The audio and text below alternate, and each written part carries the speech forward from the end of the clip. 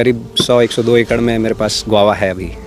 एक ही प्लांट में साल में 4 बार भी फसल ले सकते हैं। अच्छा, मैं 4 बार भी लेता हूँ कई अच्छा। बार। 50 किलो प्रति पौधा प्रति साल हाँ। फल लेने का हमारा टारगेट चलता है। हाँ। तो हो सकता है इस बार मैं 80 किलो तक शायद पहुँच जाऊँ। मतलब मेरे पिताजी हमेशा कहते थे कि किसान आदमी खरीद के चावल नहीं खा सकता।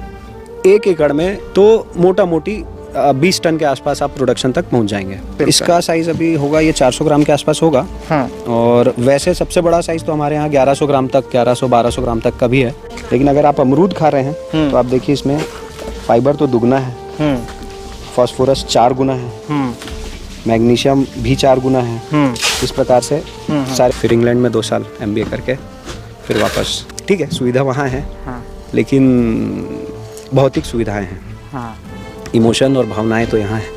नमस्कार दोस्तों, मैं ओम प्रकाश अवसर। पिछले कुछ अरसे से छत्तीसगढ़ में खेती पर बेहतरीन काम हो रहा है। आप जहां जाएंगे वहां आपको बेहतरीन खेती दिख जाएगी। कहीं पर टमाटर हो रहा है, कहीं पर अमरूद हो रहा है, कहीं पर पपीता हो रहा है।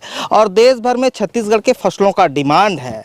और ये काम पहले के ज़माने पे भी होते रहा है। हमारे गांव पे दाऊ गांवटिया मालगुजार किसान होते रहे हैं और बहुत बेहतरीन तरीके से करते रहे हैं। लेकिन छत्तीसगढ़ के जो अभी युवा हैं वो उनको आधुनिक तरीके से कर रहे हैं और छत्तीसगढ़ के नाम को देश भर और दुनिया भर पे रोशन कर रहे हैं। ऐसे ही एक युवा मेरे साथ हैं और वो पढ़ के आए हैं इंग्लैंड से। और प्राइमरी शिक्षा जो है छत्तीसगढ़ के गाँव में हुई है और उसके बाद आगे की पढ़ाई इंग्लैंड में हुई है। लेकिन इंग्लैंड से वापस आ गए छत्तीसगढ़ और छत्तीसगढ़ में आके कर रहे हैं अमरूद की खेती।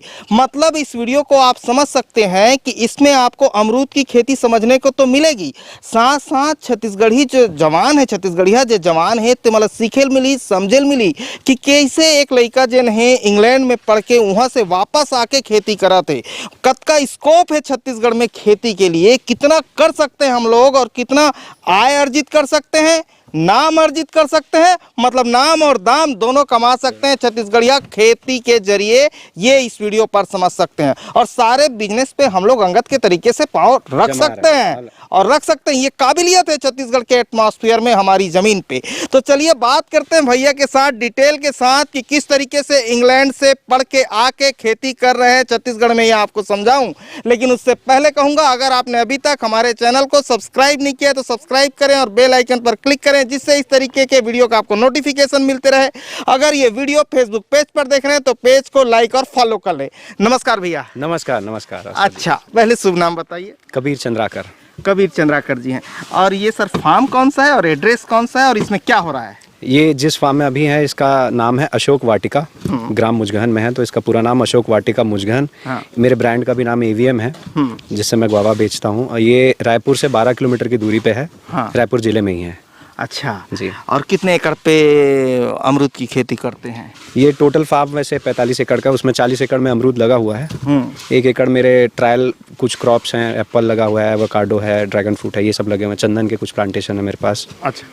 बेल की कुछ अच्छी वैरायटियां हैं। और 5 एकड़ में तालाब है, 2 तालाब है मेरे पास, एक एकड़ का और एक 4 एकड़ का। तो और बाकी 40 एकड़ में VNR बिही एक वैरायटी है। हाँ। उसका गुआवा लगा हुआ है। और सर जैसे मैं छत्तीसगढ़ में टोटल बात करूं तो टोटल कितने एकड़ पे कर रहे हैं? करीब 100-102 एकड़ में मेरे पास गुआवा है अभी आज की तारीख पे। अच्छा जी। और कौन कौन से लोकेशन पे है? अभी तो मैं मुजगहन वाले लोकेशन पे खड़ा हूँ, और कहाँ कहाँ है?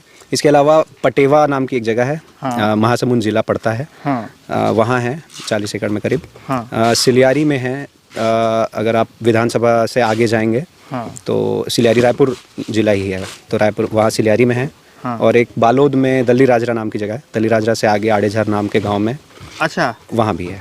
दली राजरा से आगे? दली राजरा से 7 किलोमीटर आगे। हाँ जी, ठीक है। डोंडी की तरफ हम बढ़ेंगे तो? हाँ, डोंडी की तरफ अगर हम बढ़ेंगे। हाँ। तो डोंडी क्रॉस कर, डोंडी नहीं जाना पड़ेगा। हाँ। वहाँ से डोंडी से पहले ही राइट साइड में एक रोड कटता है। हाँ। एक डैम है, बोडी डैम उसको बोलते हैं। बस वो बोडी डैम के ठीक पहले ही है फार्म। अच्छा, ये अभी पैकिंग हो रहा है? हाँ, अभी हार्वेस्टिंग हुआ है, पैकिंग हो रहा है, पैकिंग सॉर्टिंग ग्रेडिंग होके। अच्छा, रेडी हो रहा है। रेडी हो रहा है, ठीक है सर। सर ये अमरूद को तो हम समझेंगे ही, ठीक है। पहले अपनी जो मातृभूमि है और उनकी परिस्थितियों को समझते हैं, क्योंकि आप इंग्लैंड से पढ़ के आए हैं। तो ये सफ़र मुझे समझाइए कि यहाँ के प्राइमरी स्कूल में पढ़ना, फिर इंग्लैंड जाना, फिर इंग्लैंड से वापस आना और वापस आके अमरूद की खेती करना, ये ज़रा समझाइए। पिताजी किसान ही रहे हैं हमेशा से, तो बचपना तो खेतों में ही बीता है। हाँ। घर भी हमारा गांव में ही रहा है, तो रहन सहन पालन पोषण सारा चीज़ यहीं गांव में ही हुआ है। तो दिमाग में वो था ही कि हमेशा कि वापस तो आना ही है। मतलब इंग्लैंड जाने का सपना भी था बचपन में। हाँ। देखते थे पिक्चरों में और सुनते थे लोगों से कि भाई वहाँ अच्छी पढ़ाई होती है, जीवन शैली बहुत अच्छी होती है वहाँ की। तो गए, देखे, समझे, रहे, जिए। उसके बाद समझ में आया कि नहीं ठीक है, देखने समझने के लिए अच्छा है, बढ़िया है और है तो अच्छा, काफ़ी बहुत सारे मायनों में अच्छा है। लेकिन जो बेसिक है, मतलब जो फंडामेंटल रिक्वायरमेंट है, अब वो सबका अपना अपना पर्सनल हो सकता है, हर एक इंसान की अलग अलग चॉइसेस हो सकती है। मेरे लिए जो मुझे लगा उसके हिसाब से यहाँ जो परिस्थितियाँ हैं, जिन परिस्थितियों में मैं रह रहा हूँ, जो संसाधन मुझे यहाँ अवेलेबल हैं, जैसे लोग मेरे आसपास हैं, मेरा परिवार है, तो इसकी ज़रूरत मुझे ज़्यादा महसूस हुई बजाय उन चीज़ों की जो वहाँ हैं, जो यहाँ से बेहतर लोग कहते हैं, उनसे ज़्यादा अच्छा चीज़ मुझे यहाँ मिला।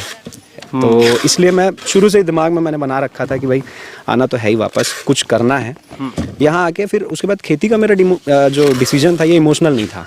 ऐसा नहीं है कि मैं भावुक होके भाई कौन करेगा, मैं ही हूँ, या खेती से मेरे को बहुत लगाव है। था लगाव ज़रूर था, लेकिन वो एक लॉजिकल सोचा समझा हुआ, नापा तौला हुआ डिसीजन था कि भाई इसमें फ़ायदा है, अगर है तो किस क्रॉप में है, तो जिस क्रॉप में नहीं है उसको छोड़ के फिर जिस क्रॉप में है उसका ठीक से एनालिसिस किया, प्रोजेक्ट रिपोर्ट बनाया, उसका एक्सपांशन कैसे होना चाहिए, मार्केटिंग कैसे होगा और प्रॉपर एग्जीक्यूशन उस प्रोजेक्ट का, उसके लिए कैसी कैसी टीम लगेगी, कैसे किस किस तरह के लोग लगेंगे, किस किस तरह का टेक्नोलॉजी मुझे और अपडेट करना पड़ेगा, मुझे किन किन चीज़ों की ट्रेनिंग लेनी पड़ेगी, एक्सपर्ट्स कौन कौन से हायर करने पड़ेंगे, सारे पहलू पे मैंने ठीक से सोचा, विचारा, समझा, फिर धीरे से एक्सपांड किया। तो अभी प्रयास, सीखना, समझना सब जारी है, इसी रास्ते पे चल रहा हूँ। अच्छा, जरा बचपन के दिनों पे कहाँ पे हुई पढ़ाई, जैसे 5वीं तक की पढ़ाई? 5वीं तक तो वैसे एकदम शुरुआत में तो सेज बहार के स्कूल में मैं 1-2 साल यहाँ पढ़ा। हाँ। उसके बाद से फिर रायपुर में पढ़ाई मेरी शुरू हुई। ज्ञानदीप नाम का एक स्कूल था। हाँ। वहाँ 1-8 साल पढ़ा। फिर होली क्रॉस बैरन बाजार स्कूल है, वहाँ 10वीं तक की पढ़ाई मेरी वहाँ हुई। तो रोज जाते थे मुजगान से? डेली साइकिल से, यहाँ से मुजगान से 14 किलोमीटर पड़ता था स्कूल, तो डेली जाना डेली आना, मतलब धूप बारिश ठंडी कैसे भी हो, कुछ भी हो, 7 साढ़े 7 को स्कूल लगता था तो वहाँ पहुँचना ही है, ऐसा रहता था। तो 10वीं तक वहाँ हुई। फिर boarding KPS Krishna public school है भिलाई में, तो बोर्डिंग वहाँ हुई। 11-12 वहाँ रह के पढ़ते थे हॉस्टल में। उसके बाद ग्रेजुएशन के लिए पूना चले गया, MIT कॉलेज है, MIT स्कूल ऑफ मैनेजमेंट है, वहाँ से मैंने BBA किया। और उसके बाद फिर इंग्लैंड में 2 साल MBA करके फिर वापस। तो ये रहा सफ़र पढ़ाई का। कभी इंग्लैंड पे दिल पे ख्याल आया कि वापस ना आया जाए? ईमानदारी से बताओ, आया तो ज़रूर, बहुत बार आया। तो आया तो ज़रूर, ऐसा लगा कि यार यहाँ रह जाते हैं, पैसे अच्छे हैं, लोग भी अच्छे हैं, साफ़ सफाई है, हर तरह सुविधा बहुत है। जीवन में काफ़ी सुविधाएं हैं और ईज़ ऑफ लाइफ है, आसान है काफ़ी जीवन, संघर्ष कम है।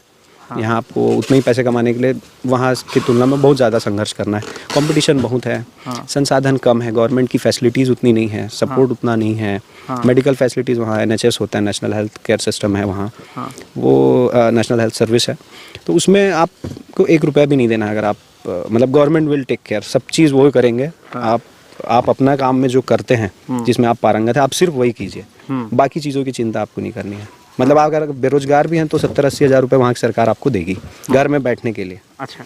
तो आपको सिर्फ ये बताना है कि मैं नौकरी नहीं कर पा रहा हूँ, मैं बेरोजगार हूँ, तो आप खाली एनरोलमेंट करा दीजिए, घर में पैसा आएंगे। अच्छा। तो ठीक है, सुविधा वहाँ है। हाँ। लेकिन भौतिक सुविधाएँ हैं। हाँ। इमोशन और भावनाएँ तो यहाँ है। भावनाएँ तो यहाँ है। अच्छा, अभी ब्याह हो कि नहीं आपके? हाँ, हो गए। ससुराल कौन गाँव है? मोर ससुराल है महाराष्ट्र में, नागपुर। नागपुर जी। अच्छा, तो कभी ऐसा ख्याल तो नहीं आया कि वहीं शादी कर लेते हैं? नहीं, वहाँ शादी का तो नहीं आया, क्योंकि उम्र नहीं थी तब शादी की। क्योंकि ये सवाल मैं इसलिए पूछ रहा हूँ, देखिए ये सवाल ऐसे ही नहीं पूछ रहे हैं, इसलिए पूछ रहे हैं कि लोग जब आते हैं विदेश से वापस तो एक उम्र गुजार के आते हैं। आप जवानी पे आए हैं, तो जवानी पे जब तक अपनी मातृभूमि से मोहब्बत नहीं रहेगी अपनी संस्कृति से मोहब्बत नहीं रहेगी, आदमी जवानी पे नहीं आएगा। आदमी पूरा नौकरी वोकरी कर लेता है, पैसा ऐसा कमा लेता है, तब बोलता है चल गाँव चलेंगे वहाँ खेती करेंगे। आप जवानी पे आए हैं तो इसीलिए विशेष है आप कि आप जवानी पे लौट के आए हैं, पढ़ के आए हैं। मतलब खाली पढ़ने गए थे और अपने वतन फिर से वापस आ गए हैं। मतलब पैसे से वहाँ मोहब्बत नहीं है, जो कमाना है यहीं कमाना है, अपना लोगों के लिए कमाना है, इसलिए पूछ रहा हूँ। बिल्कुल बिल्कुल बिल्कुल। नहीं ख्याल ऐसा उस टाइम खैर उम्र कम थी। हाँ। 24 साल का था जब मैं लौटा तो। हाँ। तो दिमाग में तो था 27-28 साल के आसपास ही शादी करनी है, तो 28 साल की उम्र में फिर शादी हो गई थी। परफेक्ट एज जी, लगभग एकदम परफेक्ट एज है छत्तीसगढ़ में। 28 साल 27 साल यही परफेक्ट एज। बिल्कुल। हाँ, तो उसमें आपने शादी कर ली है। अभी बाल बच्चे? नहीं अभी तो नहीं है। वाइफ जॉब में है, वो क्रेडिट स्विस एक कंपनी स्विस बैंक है। हाँ। उसमें जॉब करती पुणे में। तो आधे समय वो पुणे में रहती है, आधे समय यहाँ रहती है। अच्छा। तो कभी मैं चला जाता हूँ, वो आ जाती है, ट्रैवल होते रहता है ऐसा। ठीक है, ठीक। और ये खेती तो पहले ही पुश्तैनी रही हो? हाँ हाँ, पुश्तैनी खेती। पापा दादा परदादा सब कृषक ही रहे हैं। हाँ हाँ, तो शुरू से ही है। हाँ हाँ जी, ठीक है। मतलब पहले के दाऊ फैमिली से हैं। हाँ, हमारे यहाँ दाऊ मन एकदम नॉर्मल रहते, मतलब छत्तीसगढ़ के दाऊ एकदम आम आदमी के जैसे रहते और बहुत सहज रहते। जैसे आप कहा तो कि साइकिल में मैं बैरन बाजार जाऊँ, है ना, तो एकदम मिट्टी से जुड़े हुए दाऊ छत्तीसगढ़ में देखे मिलते हैं। हाँ, है ना भाई, गांव गांव हम दाऊ देखा रहते, वही तरीका से रहते। ठीक है सर, अभी चलते चलते बात करते हैं और समझते हैं। ये जो वैरायटी देख रहे हैं सर अमरूद की, ये कौन सी है? ये है, इस वैरायटी का नाम है VNR बिही। हाँ, छत्तीसगढ़ की किसान हैं श्री नारायण भाई चावड़ा, उनके बेटे हैं विमल चावड़ा जी। हाँ हाँ। इन्होंने, इनकी कंपनी है VNR। हाँ, तो VNR ने शोध करके ये वैरायटी बनाई है। हाँ, VNR बिही इसका नाम है। अच्छा। और ओरिजिनली ये थाईलैंड का वैरायटी है, थाईलैंड में होते हैं ऐसे बड़े अमरूद। हाँ हाँ। तो वहाँ से ला के यहाँ की मिट्टी पे इसका रिसर्च हुआ, 10 साल तक इस पे शोध हुआ पहले कि यहाँ की मिट्टी में ये होगा कि नहीं होगा। हाँ। इस क्लाइमेट में होगा कि नहीं। हाँ। उसके बाद उन्होंने फिर इसको रिलीज़ किया। हाँ। और हमारा जो सबसे पुराना प्लांटेशन है वो भी 10 साल करीब उसको लगाए हुए हमको हो गए हैं। अच्छा, वहाँ तक भी चलेंगे सर? हाँ, पुराने तक। अभी हम ये चलते हुए जो एकदम फला हुआ है वहाँ पे पहले चलते हैं और साथ में बातें करते हैं। देख रहे भाई, हाँ, इसको भी समझा दो सर, ये आपके साथ ही रहता है क्या? क्या नाम है इसका? इसका नाम है लैला। ये सर, ये जरा डिब्बा दिखा दीजिए। ये ठीक। अब इसमें एक मज़ेदार बात है। हाँ, जो मैं आपको बताता हूँ। ये गुआवा का न्यूट्रिशनल कंटेंट है। हाँ। क्या क्या कितना कितना होता है। अच्छा। ये वाला एप्पल का है और ये वाला नींबू का है। अच्छा। नींबू आजकल बड़ी चर्चा में है, कोरोना के बाद से विटामिन सी इसमें बहुत होता है, इम्यूनिटी बिल्डर होता है। अच्छा, है ना। तो विटामिन सी नींबू में कितना होता है यहाँ से आप देख सकते हैं। हाँ। और जाम में कितना होता है गुआवा में। हाँ। आप यहीं से देखिए। और एप्पल में कितना होता है। एप्पल को लोग मानते हैं कि भाई एक कहावत है ना अंग्रेजी में, an apple a day keeps a doctor away. अच्छा। एक सेब यदि अगर आप रोज खा रहे हैं तो डॉक्टर आपसे दूर रहेंगे। लेकिन अगर आप अमरूद खा रहे हैं तो आप देखिए इसमें फाइबर तो दुगना है, फास्फोरस 4 गुना है, मैग्नीशियम भी 4 गुना है। इस प्रकार से सारे कंटेंट्स यहाँ पे हैं। मतलब एप्पल से भी बेहतरीन, बहुत ज़्यादा गुण अमरूद है। अब वो खाते हैं तो पता ही चलता है अपने आप में, है ना। जैसे एक अमरूद खा लो, दिन भर आपको एहसास रहेगा कि एक अमरूद मैंने खाया है, है ना, वो एहसास कराते रहेगा। ठीक है, तो इसमें से आपके पास अभी जो है अमरूद है? अमरूद है। नहीं, मेरे पास है तो तीनों हैं। एप्पल कॉमर्शियल नहीं कर रहा हूँ, ट्रायल में है। अभी फले हुए हालत में है, अगर घर चलेंगे तो मैं आपको दिखाऊंगा। हाँ। ट्रायल में है, कुछ वेराइटीज हैं इसके। हाँ। नींबू फले हुए हालत में फला हुआ है। लेकिन नींबू भी कॉमर्शियल नहीं है, 2 लाइन में ऐसे लगा के रखें घर खाने के हिसाब से। कमर्शियल जो है, कमर्शियल सिर्फ अमरूद है, गुआवा है। ठीक है सर, ये कंपनी का नाम है मेरे। हाँ। ये प्रोडक्ट का नाम है। हाँ। बाकी ये सब ब्रांडिंग के लिए ये सब चीज़ें ज़रूरी है, इसको दिखाना। ये माल कहाँ जा रही है सर? अभी मेरे ख्याल से बिहार के लिए लोड हो रहा है। बिहार जी। ठीक है। अच्छा सर, ये जो एक फल है वो किस साइज तक आ जाता है? जैसे हम जब इसको सेल, इसका साइज अभी होगा, ये 400 ग्राम के आसपास होगा। हाँ। और वैसे सबसे बड़ा साइज तो हमारे यहाँ 1100 ग्राम तक, 1100-1200 ग्राम तक का भी है। अच्छा जी। लेकिन लोग 400-500 ग्राम ही पसंद करते हैं। हाँ। 1 किलो में 3 या 2 रहे। हाँ, तो कम से कम 3 रहे, ऐसा वो चाहते हैं। बहुत ही बड़ा साइज कभी 1 किलो का भी एक बार में काट के खा के ख़त्म भी नहीं कर सकते ना, छोटे परिवार आजकल हो गए। हाँ। पुराने ज़माने जैसे परिवार रहे नहीं। हाँ। ठीक है सर, अभी सर चलते चलते इधर बात करते हैं। अच्छा, ये कौन सी वैरायटी है सर? ये वही है VNR अच्छा। बिही इसका नाम है, VNR बिही। जिसके बारे में आप बात अपन हम जो बात कर रहे थे वो।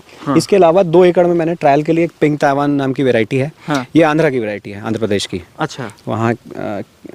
वहाँ की नर्सरी से मैंने लाया था। हाँ।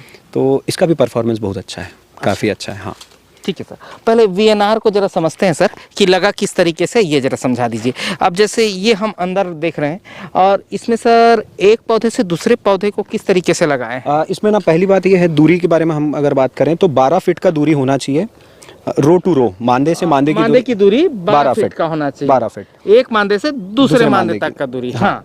और पौधे से पौधे की दूरी होनी चाहिए 8 फीट।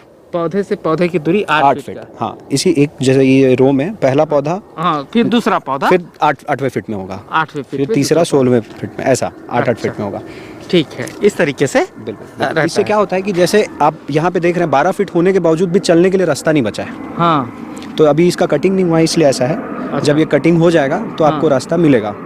और इससे नज़दीक अगर लगा देते तो आप बिल्कुल अंदर जा ही नहीं पाते हैं। हाँ। या इसकी कैनोपी को और कट करके रखना पड़ता है आपको। अच्छा, इसमें कटिंग छटिंग कितने दिनों पे करते हैं? वो क्या होता है कि जब आपको फल लेने हो, हाँ, उससे 6 महीना पहले आप इसकी कटिंग कर देंगे। अच्छा। तो क्या होता है, जैसे मैं आपको दिखाता हूँ, ये जो डंगाल है, हाँ, इसकी यहाँ से कटिंग हुई थी। हाँ, ध्यान से देखिएगा। हाँ, ठीक है, इसका कटिंग होने के बाद यहाँ से फिर नया शूट आया। हाँ, ये एक नया शूट आ रहा है, ये भी उसी का शूट है। तो ये 3 शूट आए और इधर 2 शूट आए। अब जो फल आएंगे इसी नए शूट में आएंगे। ठीक है, ये शूट आगे गया, फिर यहाँ से कटिंग हुआ। अच्छा। तो यहाँ से कटिंग हुआ और इसमें फल आ गया।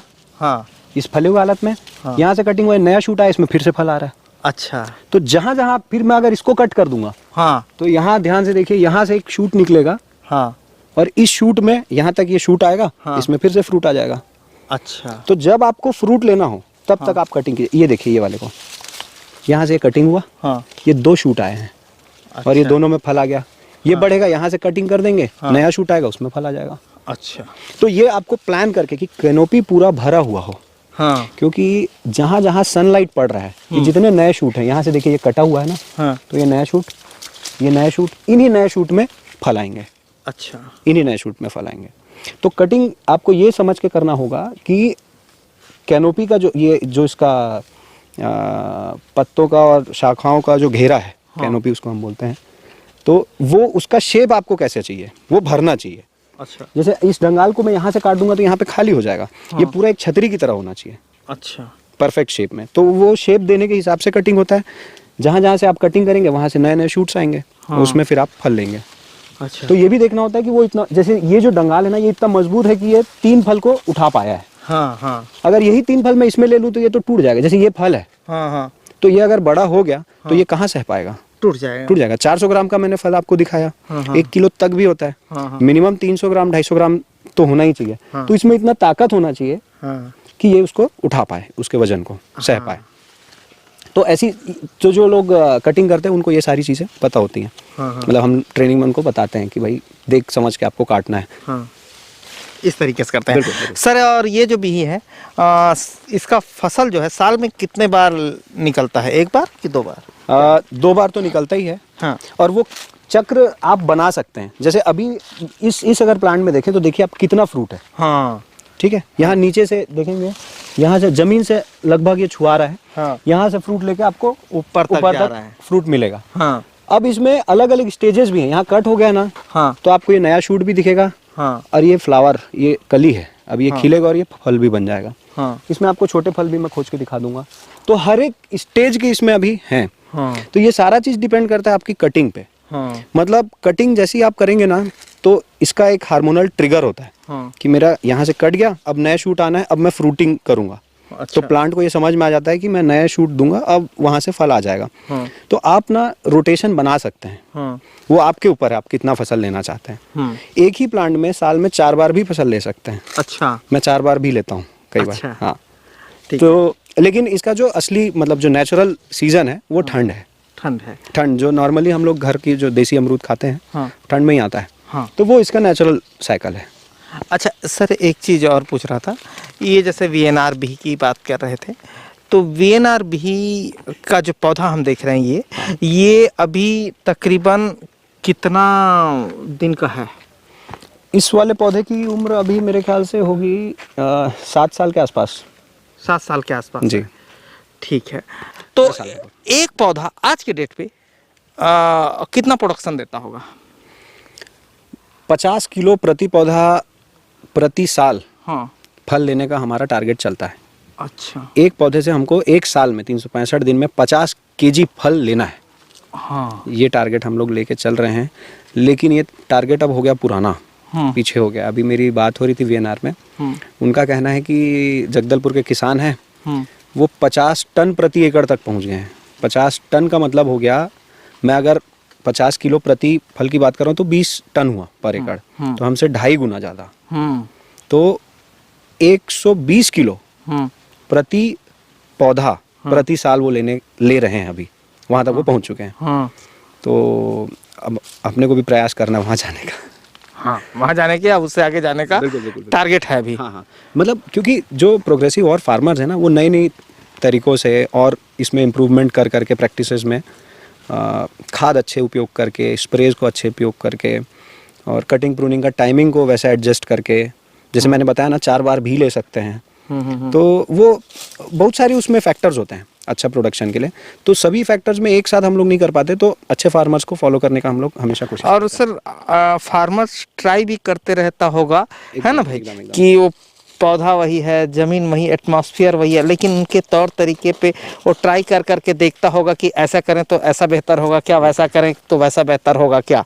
तो वो भी एक्सपेरिमेंट करते रहता होगा और उसका बेनिफिट निकल के सामने आता होगा। ऐसा ही है ना सर? एकदम ऐसा ही है। अच्छा सर, एक चीज़ जैसे मैं समझना चाहूँगा कि आपके पास जो टोटल लगे हैं उसमें कितने पौधे लगे हैं?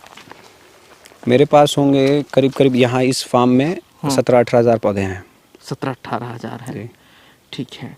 तो उसको इंटू 50 केजी से गुना कर दें तो उसका टोटल प्रोडक्शन लगभग वैसा आज की डेट का जो है ना, है ना? टारगेट तो खैर आगे का है। इस बार वैसे मतलब इस फसल में ही मैंने ये टारगेट कर लिया था कि 50 केजी इसी एक ही सीजन में मैं ले लूँ। तो अभी आगे का साल बाकी है, तो हो सकता है इस बार मैं 80 किलो तक शायद पहुँच जाऊँ, ऐसी कोशिश है। अब ये साल खत्म होगा, अप्रैल में सीजन खत्म होता है, मतलब मार्च टू अप्रैल हम लोग कैलकुलेट करते हैं फाइनेंशियल ईयर के हिसाब से। तो देखते हैं अभी कहाँ तक पहुँचते हैं। ठीक है। अच्छा सर, और कौन सी वैरायटी है बोल रहे थे? एक तो वीएनआर हो गया, और ये वाला जो है ये पिंक ताइवान है। अच्छा, पिंक ताइवान है। पिंक ताइवान इसका नाम है। हाँ। तो ये जो सर ये जो वैरायटी है ये कहाँ की है? ये आंध्र प्रदेश की है। अच्छा। इसमें और वीएनआर में फ़र्क ये है, वीएनआर जो है ना वो छत्तीसगढ़ में ही रिसर्च्ड वैरायटी है। तो छत्तीसगढ़ के क्लाइमेट में तो वो बहुत अच्छा परफॉर्म करेगा, ये मतलब प्रूव्ड है। बाकी फार्मर्स ने रिसर्च करके ही उसको लॉन्च किया था। इसके बारे में उतना पता नहीं था, तो पहले इसमें हम लोगों ने ट्रायल किया है। तो ठीक है, इसका भी परफॉर्मेंस ठीक है, लेकिन इसकी एज जो है प्लांट की वो उसकी तुलना में कम है, क्योंकि ये क्लोनल प्लांट है। अच्छा। वीएनआर जो है वो ग्राफ्टेड प्लांट है। अच्छा। उसका जो रूट स्टॉक है, मतलब जो नीचे का जिसके ऊपर कलम होता है, तो वो जो रूट स्टॉक है वो यहीं की देसी वैरायटी के ऊपर उसको कलम किया गया है। तो उसका आधा जो भाग है पौधे का वो देसी है, मान के चलिए यहीं का है, और ऊपर का जो फलने का काम है वो बाहर की वैरायटी को उसके ऊपर ग्राफ्ट करके फलाने का काम हो रहा है। तो इसलिए वो ज़्यादा मजबूत है, ज़्यादा दिन तक टिकेगा, उसकी उम्र ज़्यादा होगी।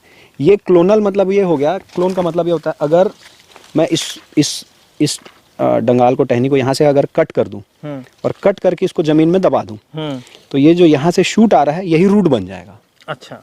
और रूट बन के ये अपने आप में एक पौधा बन गया। तो अब अभी इसका रूटिंग सिस्टम, फीडिंग सिस्टम यहाँ से हो रहा है। इसको मैंने इससे अलग कर दिया, इसने अपना रूटिंग सिस्टम डेवलप कर लिया, और लेकिन ये फलने की अवस्था में ही है। नॉर्मली जब हम बीज से लगाते हैं तो उसको 5 साल 7 साल टाइम लगता है, वो एक एज पे आता है, उसके बाद फलना शुरू होता है। इस डंगाल को तो ये पता है कि मेरे को फलना है, तो इसीलिए ये क्लोन हुआ, ये इसी प्लांट का रेप्लिका है। इसका डुप्लीकेट है, क्लोन आप समझ रहे होंगे। एकदम सेम टू सेम है, इसमें कोई जेनेटिक मॉडिफिकेशन होगा ही नहीं। इसके बीज को अगर आप लगा देंगे तो उसके 7 जनरेशन का उसमें गुण आने का संभावना रहता है। वो अच्छा भी हो सकता है, खराब भी हो सकता है, उसका शेप बदल जाएगा, हो सकता है मीठा ज्यादा हो सकता है, मीठा कम भी हो सकता है, शेल्फ लाइफ अलग हो जाएगा, स्किन का कलर अलग हो जाएगा, कुछ भी हो सकता है। लेकिन अगर आप क्लोनल यूज कर रहे हैं तो ये कंफर्म है कि ये सेम टू सेम प्लांट होगा। तो ये सारे क्लोनल प्लांट है, मतलब ये हैं एक ही माँ के सारे बच्चे। बच्चे नहीं है, हिस्सा है। हिस्सा, ये सारे भी माँ ही हैं। हाँ। इसको काट दिए, फिर इसको तो ये जितना चाहे आप मल्टीप्लाई कर सकते हैं। ऐसा ही कह सकते हैं जैसे आत्मा और परमात्मा वाली कहानी है कि परमात्मा के ही अंश है आत्मा है। ऐसा कह सकते हैं ना। ये सरल तरीका है, तो उससे समझ सकते हैं कि उसी का हिस्सा है जी। तो ये क्लोनल प्लांट्स है। हाँ। और वो जो है वो ग्राफ्टेड प्लांट्स है वीएनआर के जी। ठीक है सर। तो सबसे ज्यादा प्रोडक्शन पे कौन सा है, ये कि वो? प्रोडक्शन तो वैसे अभी तक वीएनआर एस्टेब्लिश होने में थोड़ा सा समय लगता है, क्योंकि उसका जो रूट जोन है ना, नीचे का रूट स्टॉक है, वो धीरे धीरे करके मैच्योर होता है। ये बहुत तेजी से मैच्योर होता है, लेकिन इसका रूट उतना मजबूत नहीं हो पाता।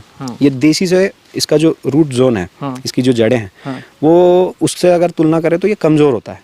अच्छा। तो फलता तो जल्दी ये है, प्रोडक्शन में जल्दी पिंक ताइवान आता है, लेकिन ये लंबे, मतलब ये T20 है, 2020 है, और वो वनडे है। हाँ, नहीं वनडे नहीं है, वो है टेस्ट मैच है, वो टेस्ट मैच। हाँ, टेस्ट है, और ये T20 है। अच्छा, ठीक है सर। अच्छा सर, एक चीज़ और मैं समझना चाहूँगा, जैसे आपके पास जो ज़मीन है ना, यहाँ की ज़मीन जो बताया, कितना एकड़ बताया सर यहाँ? 45 एकड़। 45 एकड़ ज़मीन जो है आपके पास पुश्तैनी है जी, ठीक है जी। लेकिन हम आम किसानों की बात करें तो वो 5 होता है, 10 होता है, 2 होता है, इसी तरीके से होता है। हाँ। उन्हीं की संख्या ज़्यादा है। तो वो लोग भी क्या अमरूद कर सकते हैं सर?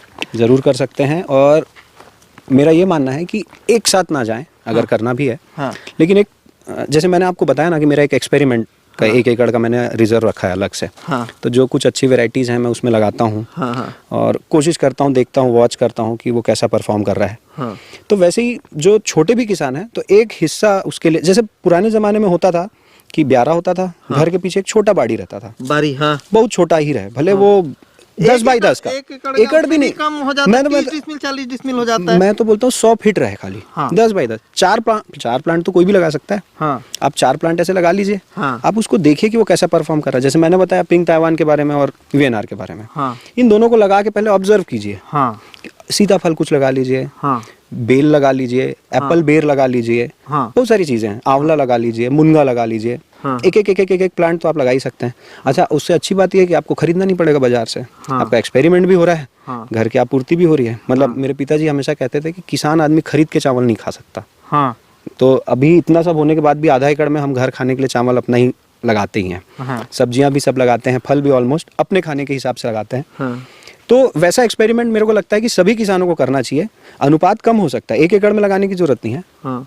10 डिसमिल में लगाइए, 5 डिसमिल में लगाइए। हाँ। घर के बाहर, मतलब फ्लैट वाले गमलों में टमाटर मिर्ची लगा रहे हैं। हाँ। अपने टेरेस में, रूफ में लगा रहे हैं, रूफ गार्डनिंग का आजकल कंसेप्ट आ गया। हाँ। तो एक्सपेरिमेंट अगर किसान है तो उनको करना तो जरूर चाहिए। और छोटे हिस्से पे डेमो देख लें, डेमो पहले देख लें। हाँ। आप ये समझ लें कि आप पौधे को कितना समझ पा रहे हैं। जैसे हमने अभी कटिंग प्रूनिंग की बात की। हाँ। इन सब छोटी छोटी चीज़ों को लगा के सीखना जरूरी नहीं है। हाँ। मैं तो बल्कि ये कहूँगा कि आप इन्वेस्ट करके मत सीखिए सब। हाँ। क्योंकि उसमें पैसे खराब होंगे। हाँ। आप एक पौधा गमले में लगाइए, नहीं है जगह तो एक गमले में लगाइए। हाँ। बड़ा गमला ले लीजिए, ड्रम ले लीजिए 200 लीटर का, आधा काट के उसमें लगा लीजिए। हाँ। और उसको अच्छे से ऑब्जर्व कीजिए। हाँ। 1 साल तक। हाँ। स्टडी कीजिए कि कब कटिंग करना है, कैसे फल आता है, कितना फल आता है। हाँ। आता भी है कि नहीं। जैसे मैंने अभी आपको बता तो दिया है कि 120 किलो ले रहे हैं एक पौधे से। हाँ। तो ये बात सही है कि नहीं? अच्छा, मैं अगर 50 किलो ले रहा हूँ, बोल रहा हूँ, आप 30 तक लेने की कोशिश कीजिए। हाँ। आ रहा है, क्या क्या समस्याएं उसमें आ रही हैं, सब चीज़ स्टडी करके उसके बाद फिर आप बड़ा एरिया लेके 1 एकड़ हो, 5 एकड़ हो, 6 एकड़ हो। मैंने भी 100 एकड़ एक साथ नहीं, मेरे पिताजी ने पहले 6 एकड़ में ही लगाया था। अच्छा। 6 एकड़ में ही लगाया था, और वो भी तब लगाया था कि जब एक रेपुटेटेड फार्मर या रिसर्चर आप बोल लें, कंपनी वीएनआर कंपनी ने इस पर 10 साल का शोध किया। उन्होंने कहा कि नहीं ये अच्छी वैरायटी है, तब फिर लगाया 6 एकड़ में। उसके बाद फिर ग्रेजुअली ग्रो किए। तो एक साथ कोई भी चीज़ को लगा देना, मतलब किसानों के लिए मैं उस फेवर में नहीं रहता। तो एक बार आप समझ लें, अच्छे से तसल्ली कर लें, उसके बाद फिर आप आगे बढ़ा सकते हैं। जी। अच्छा, एक चीज़ और मैं समझना चाहूँगा जी। जैसे आप जो है इंग्लैंड से पढ़ के आए हैं, तो आप इंडस्ट्री भी कर सकते थे, है ना? हाँ। कॉन्ट्रैक्टर भी कर सकते थे जी। ठीक है, नौकरी भी कर सकते थे, लेकिन ये खेती क्यों चुना है? अच्छा, स्टडी तो मैंने सबका किया। हाँ। मैं ऐसा नहीं बोलूँगा कि सीधे आया और खेती में लग गया। मैंने पहले आपको बताया कि ये भावनात्मक या सेंटिमेंटल डिसीजन नहीं था, सोचा समझा हुआ एक रैशनल डिसीजन था, लॉजिकल डिसीजन था। तो मैंने पेपर वर्क किया ठीक से, समझा कि किस में कितना रिस्क है, कितना रिटर्न है। अब इसके बाद होता यह है कि मेरे पास अपॉर्चुनिटी कौन कौन सी अवेलेबल है। तो उस अवेलेबल अपॉर्चुनिटी में सबसे पहला अपॉर्चुनिटी तो खेत था और इस्टेब्लिश्ड था। दूसरा, एक्सपर्टीज के नाम पे पिताजी ऑलरेडी अवेलेबल थे ही, मतलब मेरे पिताजी अब पिछले साल नहीं रहे, उसके पहले तक तो पापा जी साथ थे। कुर्मी मेरा जाति है और हम लोग कृषक ही हैं जातिगत तौर पे, तो वो मेरे ब्लड में भी है। तो हर तरह से सारी परिस्थितियां खेती के लिए 100% फेवरेबल थी। ज़रूरत ये थी कि टेक्नोलॉजी अगर, अच्छा मेरे पिताजी का ये कहना था कि कोई ना कोई अगर खेती में कमा रहा है तो हम सिर्फ जानकारी से दूर हैं, हम उस जानकारी तक नहीं पहुंच पा रहे हैं, इसलिए हम शायद नहीं कमा रहे होंगे। जो आजकल आम छोटे किसानों की जो समस्या है, तो उनमें और दूसरे किसानों में फ़र्क क्या है? वो सिर्फ ज़्यादा जानकार हैं। जैसे आपने पहले कहा ना कि वही तो उसके पास भी पौधे हैं, वही मिट्टी है, वही वातावरण है, फिर उसका 120 किलो क्यों आ रहा है और आपका 50 किलो क्यों आ रहा है? तो उनके पास जानकारियां कुछ ज़्यादा हैं, संसाधन तो जुटाया जा सकता है। संसाधन अगर मेरे को कोई कहे कि भाई ये आप चीज़ें खरीद लो, फिर आपका भी 120 आएगा, तो वो लाने में टाइम नहीं लगेगा। जानकारी का अभाव था। तो जानकारी जैसी मेरे पास आई, तो उसके बाद मैंने फिर सोचा कि इसका विस्तार मैं कर लूँ।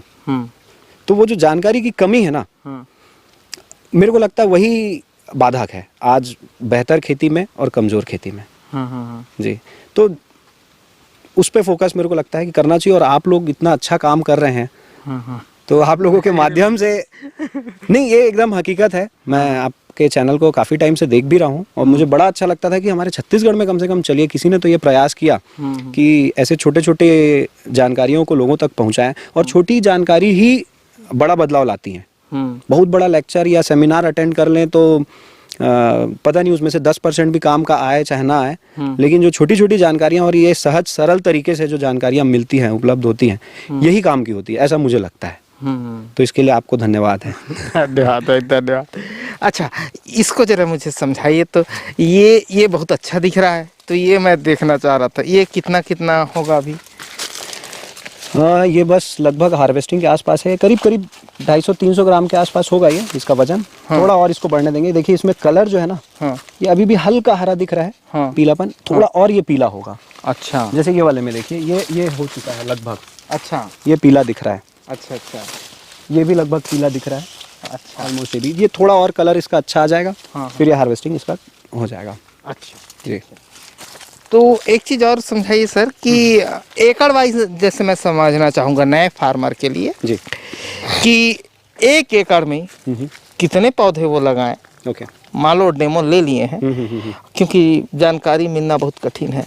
1 एकड़ में वो कितने पौधे लगाएं और उसमें कितना खर्चा हो सकता है और कितना बेनिफिट हो सकता है, जो आपका एक्सपीरियंस अभी 50 kg वाला है, उसी में समझ रहा है हिसाब से। ठीक है, ठीक है, मैं अपना अनुभव जो मेरे साथ हो रहा है वो मैं बताता हूँ। 1 एकड़ में लगभग 450 पौधे आएंगे। इसी दूरी पे अगर आप लगाएं तो 12/8 में अगर लगाएं, 12 फीट का रो टू रो का डिस्टेंस और 8 फीट का प्लांट टू प्लांट डिस्टेंस, इसमें लगभग 450 पौधे आएंगे। अगर आप रफली 50 kg का लेते हैं पर प्लांट, तो मोटा मोटी 20 टन के आसपास आप प्रोडक्शन तक पहुंच जाएंगे। अच्छा, एवरेज प्राइस इस बार का पिछले साल से देखें तो कम से कम 30% नीचे बिक रहा है। बहुत कम है, मतलब इस बार कीमतें बहुत कम मिल रही हैं और बहुत सारे उसके कारण होते हैं, और कीमत हमारे हाथ में तो होता नहीं है, तो मैं इसलिए ज़्यादातर प्रोडक्शन की बात करता हूँ। लेकिन ठीक है, फाइनेंसेस भी समझना उतना ही ज़रूरी है। तो इससे पहले तक हम लोग 30 रुपये में कैलकुलेट करते थे, तो 6 लाख रुपये प्रति एकड़ का आपको आवक होगा, रेवेन्यू होगा। अच्छा, उसमें खर्चे फिर काटेंगे आप, तो करीब 4 लाख 4.25 लाख ऐसे खर्च हो जाते थे। तो सब कुछ काट पिट के 1.5 से 2 लाख रुपए के बीच में पर एकड़ बचता था। ये पिछले साल तक का स्टोरी है। ये साल अभी कंप्लीट नहीं हुआ है, लेकिन अभी जैसा हालात चल रहा है, मुझे लग रहा है कि 27-28 रुपये पर केजी से ज़्यादा का एवरेज नहीं आ पाएगा। क्योंकि गुआवा भी सारा चीज़ एक नंबर 1 क्वालिटी में नहीं निकलता। नंबर 1 क्वालिटी में मानता हूँ 50 रुपये 60 रुपये में भी बिकता है। अभी तो नंबर 1 क्वालिटी भी 30 रुपये 35 रुपये में ही बिक रहा है। सभी जितने अच्छे बेस्ट फार्मर है सबका यही रेट चल रहा है आज की तारीख में। अदरवाइज ये होना चाहिए 40 से 50 का। पिछले साल अगर इसी समय की हम बात करें तो लगभग 40 से 45 रुपए और बहुत अच्छा क्वालिटी 50 रुपए तक भी बिक रहा था इस समय पे। अभी वो 30 रुपए में आ गया है। तो एवरेज, इसके बाद ग्रेड 2 भी होता है, फिर कुछ ओपन फ्रूट रह जाते हैं उनको भी बेचना पड़ता है। तो ओवरऑल कैलकुलेशन में इस बार मेरे को ऐसा लग रहा है जो 6 लाख का टर्नओवर होता था पर एकड़ का, वो इस बार 4.5 या ज़्यादा से ज़्यादा शायद 5 लाख तक रुक जाएंगे इस बार, ऐसा लग रहा है मुझे। अच्छा, वो अप एंड डाउन होता है। अब तो उसमें फिर इन्वेस्टमेंट कितना कटेगा? इन्वेस्टमेंट जो बेसिक है आपका शुरुआती, वो कम से कम आपको 4 लाख करना पड़ेगा अगर आप क्वालिटी वाला प्रोडक्शन करना चाह रहे हैं। फिर ये फलने कितने, जैसे आज हम लगाए, हाँ, तो ये फलने कंडीशन में कब आएगा? फलने का तो ये दूसरे साल में भी आ जाएगा। अगर आप पिंक डायमंड लगा रहे हैं तो ये सेकेंड ईयर से आप इसको कैलकुलेट कर सकते हैं कि इसका प्रोडक्शन आना शुरू हो जाएगा। अच्छा। लेकिन फुल फ्लेज प्रोडक्शन जो है, जो असली में आप अच्छे से आप हार्वेस्ट करेंगे, वो 3rd ईयर में ही मान के चलिए। 3rd ईयर आएगा, तीसरे साल में ही कैलकुलेट करने के लिए। तो इसमें जैसे सर वाटर ड्रिप से होता है? हाँ, इरिगेशन इसका ड्रिप से होगा, मतलब खाद और पानी दोनों एक साथ ड्रिप से जाता है। अच्छा जी। तो इसको जब लगाए हैं तो इसके बेसल पे क्या इस्तेमाल किया है? बेसल में एनपीके, मतलब हम इसमें डालते हैं डीएपी। डीएपी का एक अल्टरनेट आया है 24-24-0 ग्रेड का आया है। हाँ। तो मतलब 24 नाइट्रोजन, 24 फास्फोरस और 0 पोटाश होता है उसमें। हाँ। उसके साथ पोटाश ऐड कर देते हैं। हाँ। इसके अलावा इसमें माइक्रो न्यूट्रिएंट डालते हैं सॉइल ग्रेड का। हाँ। 5 kg पर एकड़ के हिसाब से। हाँ। थोड़ा ऑर्गेनिक मटेरियल भी डालते हैं। हाँ। मतलब जो अवेलेबल, गोबर खाद है, वर्मी कंपोस्ट है। हाँ। ये है पोल्ट्री मैन्योर है। हाँ। जो आपके पास मिल जाए। हाँ। तो वो ऑर्गेनिक जितना ज़्यादा आप डाल सकें वो और बेहतर है। जी। तो वो सारी चीज़ें डालते हैं। हाँ। तो इसमें मूलतः खर्चा फर्स्ट ईयर है जो हाँ, 4 लाख बता रहे हैं, वो शुरुआत पहले साल ही है। फिर दूसरे साल कितना खर्चा होने की उम्मीद है? लगभग 1.5 लाख रुपए आप मान के चलिए। 1 लाख रुपए से 1.5 लाख रुपए के। इसमें ना बहुत सारे फैक्टर्स हैं, असली में बहुत सारे फैक्टर्स। ये 4 लाख को आप 2 लाख में भी ला सकते हैं। हाँ। क्योंकि एक एक कंपोनेंट पे जैसे बात करेंगे, जैसे ड्रिप लाइन ही जो हुआ। हाँ। इसमें आप बेस्ट क्वालिटी का यूज करेंगे तो इससे भी ज्यादा लग सकता है। अच्छा। मतलब आप अगर ऑटोमेशन में चले गए तो बहुत ज्यादा लग सकता है। 4 लाख जो मैं बता रहा हूँ वो मीडियम लगभग जो जैसा मैं कर रहा हूँ। हाँ, नहीं आप कर रहे हैं वही समझना चाह रहा हूँ मैं। क्योंकि मैं छत्तीसगढ़ के आम किसानों के नजरिए से समझना चाह रहा हूँ। नहीं तो उसमें कॉस्टिंग और कम हो सकती है। अच्छा। अगर चाहे तो और कम हो सकती है कॉस्टिंग। अच्छा। मतलब कॉस्ट देखिए अलग अलग मेथड है। हाँ। मतलब पार्ले जी भी अवेलेबल है और मिलानो भी अवेलेबल है। हाँ। है ना। तो आपको ये तय करना पड़ेगा आप कौन सा बनाना चाह रहे हैं। हाँ। बिस्लेरी बनाना है कि शिवनाथ बनाना है। तो दोनों का कॉस्टिंग में बहुत फर्क आता है। हाँ। लेकिन ऐसा नहीं है, कम कॉस्टिंग में भी हो सकता है। शुरुआत मेरे ख्याल से कम कॉस्टिंग से करनी चाहिए। क्योंकि कॉस्ट कटिंग जितना आप करेंगे ना उतना प्रॉफिटेबिलिटी थोड़ा इंश्योर होगा, बढ़ जाएगा। हाँ ठीक ऐसा है। लेकिन उस चक्कर में मैं फिर से बताना चाहूँगा कि सस्ते के चक्कर में कई बार नुकसान होने की बहुत संभावना रहती है। नर्सरी हमेशा ही अच्छी जगह से लें, सही जगह से लें, बल्कि अच्छा नहीं बोलूँगा, सही जगह से। आप कहाँ से लिए हैं ये बताएं? नहीं वीएनआर हम लोग तो जो जिन्होंने इसको बनाया है वो कॉस्टली ज़रूर है लेकिन वो भरोसेमंद जगह है और वहीं से ही लेना चाहिए सबको। हाँ। क्योंकि क्या होता है ना, नर्सरी एक ऐसा फैक्टर है कि गलत अगर आपने लगा लिया, हाँ। मैंने आपको बताया ना कि बीज से भी बन सकता है, वो दिखेगा वीएनआर जैसा ही। अगर गड़बड़ हुआ बाद में तो वो आपको 3 साल बाद पता चलेगा और आपके कितने पैसे खराब होंगे और कितना समय खराब होगा। और उसके बाद आप उसका लोगों को आपको बोलना पड़ेगा कि भाई हाथ जोड़ के गलती से भी खेती मत करना, गलती से भी गुआवा तो लगाना ही मत। तो इन सब से बचने के लिए क्वालिटी का भी ध्यान रखना उतना ही ज़रूरी है। ठीक है।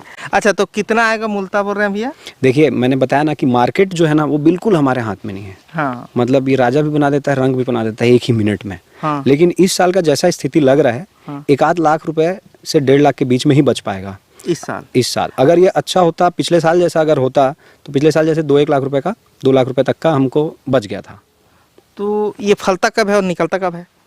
इसका मेन सीजन तो नवंबर में ही चालू होता है।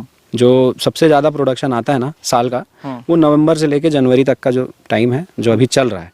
इसमें अभी 60-70% लगभग खत्म हो चुका है। 30% के आसपास 30-40% जैसा बचा हुआ है। अच्छा जी, ठीक है।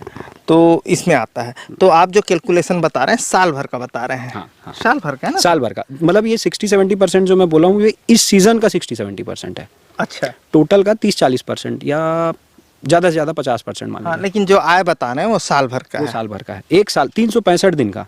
मतलब फाइनेंस में ऐसे ही कैलकुलेट किया जाता है कि 1 अप्रैल से लेके 31 मार्च, अगले साल के 31 मार्च तक का। हाँ।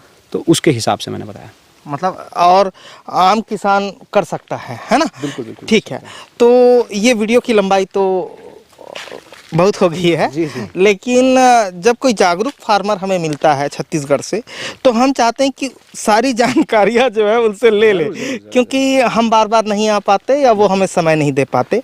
तो इसीलिए दर्शकों से अनुरोध है कि इस फार्म से जो आप पुराने वाले पेड़ हैं बोल रहे हैं 10 साल पहले, वो हम दूसरे वीडियो पर दिखा दे रहे हैं। और ये वीडियो पर सर ने बहुत सारी जानकारी दी है और बहुत कुछ विस्तार से समझाया है और बहुत कुछ आप लोगों को फ़ायदा भी हुआ होगा जो देखे हैं।